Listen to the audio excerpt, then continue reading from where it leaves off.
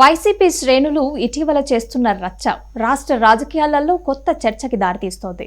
పార్టీకి ఎదురవుతున్న రాజకీయ పరిణామాల నేపథ్యంలో కొంతమంది నాయకులు, కార్యకర్తలు తీవ్ర పదజాలాన్ని ఉపయోగిస్తూ రెచ్చిపోతున్నారు.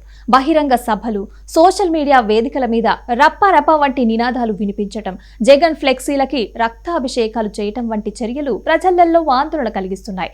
రాజకీయంగా తమ అసంతృప్తిని వ్యక్తం చేయటం ప్రజాస్వామ్య హక్కే అయినప్పటికీ అది హద్దులు దాటితే సమాజం మీద ప్రతికూల ప్రభావం చూపే అవకాశం ఉంటుంది.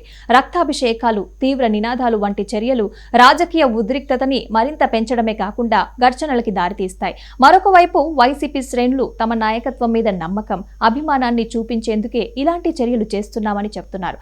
రాజకీయ ఒత్తిడిలు, కేసులు, ఆరోపణల నేపథ్యంలో తమ అసహనాన్ని ఇలా వ్యక్తం చేస్తున్నామని కొందరు కార్యకర్తలు అంటున్నారు.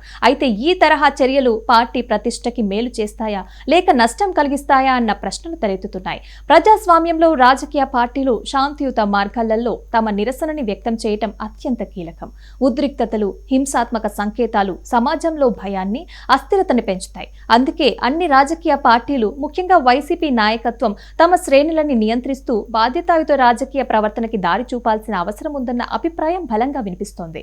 ఏపీలో కూటమి ప్రభుత్వం అధికారంలోకి వచ్చిన తర్వాత వైసీపీ కార్యకర్తలు, నేతలు క్షేత్రస్థాయిలో ఒత్తిడిని ఎదుర్కొంటున్నారని పార్టీ వర్గాలు చెప్తున్నాయి. ఈ పరిస్థితులలో వైసీపీ అధినేత వైఎస్ జగన్ తిరిగి అధికారంలోకి వచ్చిన తర్వాత పార్టీ నేతలు, కార్యకర్తలని ఇబ్బంది పెట్టిన వారిని వదిలిపెట్టబోమని సంకేతాలు ఇస్తున్నట్లుగా ప్రచారం జరుగుతోంది. దీంతో వైసీపీ క్యాడర్లో మళ్లీ ఉత్సాహం పెరుగుతోంది. ఆ ఉత్సాహం కాస్త ఇప్పుడు హద్దులు దాటుతున్నట్లుగా కనిపిస్తోంది. వైఎస్ జగన్ పర్యటనలో రఫా అనే నినాదాలతో పోస్టర్లు, ఫ్లెక్సీలు కనిపించడం మొదలైంది. గతంలో పల్నాడు టూర్ సమయంలో మొదలైన ఈ కల్చర్ ఇప్పుడు ఇతర జిల్లాలకి కూడా విస్తరిస్తోంది. తాజాగా జగన్ తెలంగాణ పర్యటనలో కూడా ఇలాంటి పోస్టర్లు కనిపించడంతో ఈ అంశం మరింత చర్చకి దారితీసింది. 2029లో వైఎస్ జగన్ తిరిగి అధికారంలోకి వస్తే రప్ప అంటూ నరుకుతామనే అర్థం వచ్చేలాగా వైసీపీ కార్యకర్తలు, సానుభూతి పరులు పలుచోట్ల పోస్టర్లు పెడుతున్నారనే విమర్శలు వస్తున్నాయి. స్థానికంగా తమని ఇబ్బంది పెడుతున్న టీడీపీ నేతలని లక్ష్యంగా చేసుకుని ఈ ఫ్లెక్సీలు ఏర్పాటు చేస్తున్నారన్న ఆరోపణలు ఉన్నాయి. దీంతో టీడీపీ నేతలలో ఆందోళన పెరుగుతోంది. ఈ నేపథ్యంలో ఏలూరు జిల్లా ద్వారకా తిరుమల మండలంలో కూడా ఇదే తరహా ఘటన చోటు చేసుకుంది.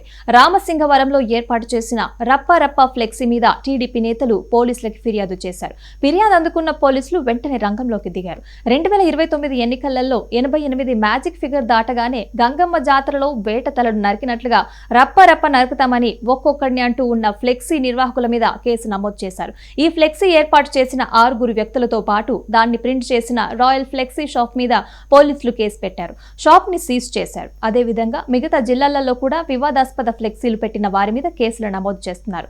రాజకీయాలలో మాటలు, నినాదాలు హద్దులు దాటితే చట్టపరమైన చర్యలు తప్పవని పోలీసులు హెచ్చరిస్తున్నారు.